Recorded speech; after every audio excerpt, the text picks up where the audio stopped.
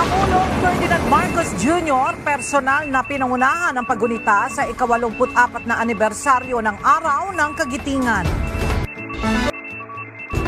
House Committee on Justice formal nang pinahaharap si Attorney Michael Boa sa pagpapatuloy ng impeachment proceedings sa April 14.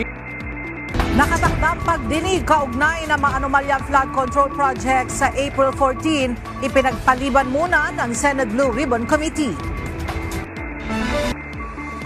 West Philippine Sea Advocate tutol sa planong joint exploration ng pamahalaan sa China. Pinawi ng Malacanang ang naging maugong na usapan sa social media hinggil sa kalusugan ng Pangulo sa pamamagitan ng paglalabas ng isang video kahapon, April 8. Sa naturang video, iginiit ng Pangulo na walang problema sa kanyang kalusugan. Ganun pa rin. Yun na nga, I'm struggling kasi ayoko tumaba ulit na wala na yung taba ko para babalik. Ni Pangulong Ferdinand Marcos Jr. ang lahat para sa pagkakaisa at pag-aksyon sa kasalukuyang nararanasan ng bansa.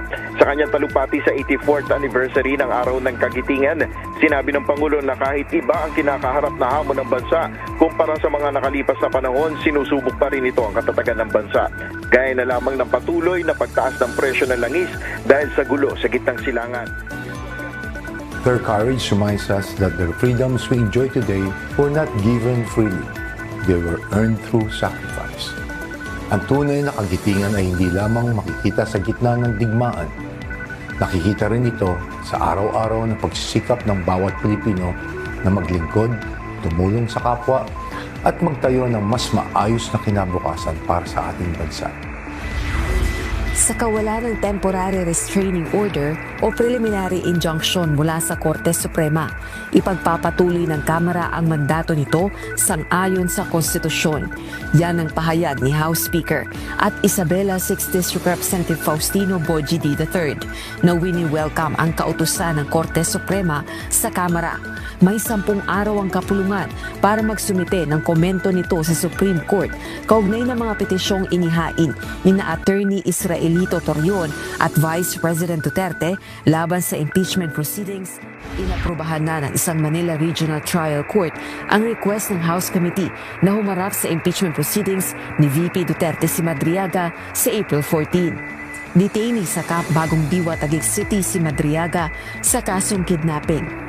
Samantala, iginiit ng defense team ni VP Duterte na hindi layo ng kanilang petition for certiorari and prohibition na inihain sa Korte Suprema na iwasan ang proseso ng impeachment kundi matiyak na sumusunod ang proseso sa ligang batas. Hinihintay pa natin yung tugon ni Attorney Michael Boa na sa tanong natin kung natanggap na ba nito yung subpoena kasi ang nakatanggap ng subpoena ng House Justice Committee ay yung Fortune Narvasa and Salazar Law Offices. At tinitingnan din natin kung ano yung tugon niya, kung haharap ba ito sa nakatakdang pagdinig ng House Justice Committee sa April 14 kaugnay ng mga reklamong impeachment laban kay Vice President Sara Duterte. Pero nauna nang sinabi ng abogado na handa naman itong mag-comply sa House Justice Committee pero kailangan muna niyang repasuhin yung subpoena para sa kanya. Bagaman inuutusan ng Korte Suprema ang Kamara na maghain ng komento nito sa petisyong inihain ni na Attorney Israelito Torion at VP Duterte, itutuloy ng House Committee on Justice ang April 14 hearing. Ella, isa yan sa aabangan natin sa sa susunod na linggo dahil dito na ipepresenta yung mga ebidensya at testigo laban sa Vice Presidente kabilang na si Ramil Madriaga. Nagbabala si Vice President Sara Duterte sa publiko hinggil sa panloloko ng ilang mga individual na nagpapanggap bilang siya sa isang messaging platform na Signal.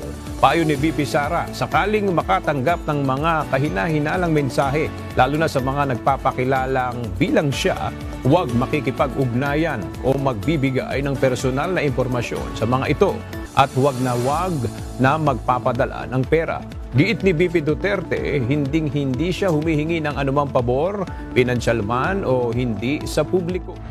Nanguna sa listahan ng mga madalas lumiban sa Senado, si Senator Ronald Bato de la Rosa para sa first regular session ng 20th Congress. Base ito sa opisyal na record na inilabas ni Senate Majority Leader Juan Miguel Zubiri.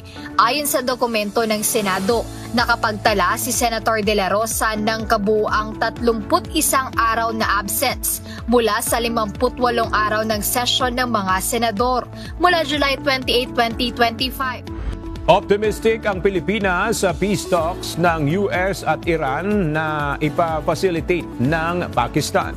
Ayon sa Department of Foreign Affairs, umaasa ang bansa na ang kanilang negosasyon ay tuluyang tatapos sa gulo at magdudulot ng pangmatagalang kapayapaan. Umaasa ang Pilipinas na lahat ng partido ay mareresolba ang gulo sa sinserong mga dialogo at diplomasya.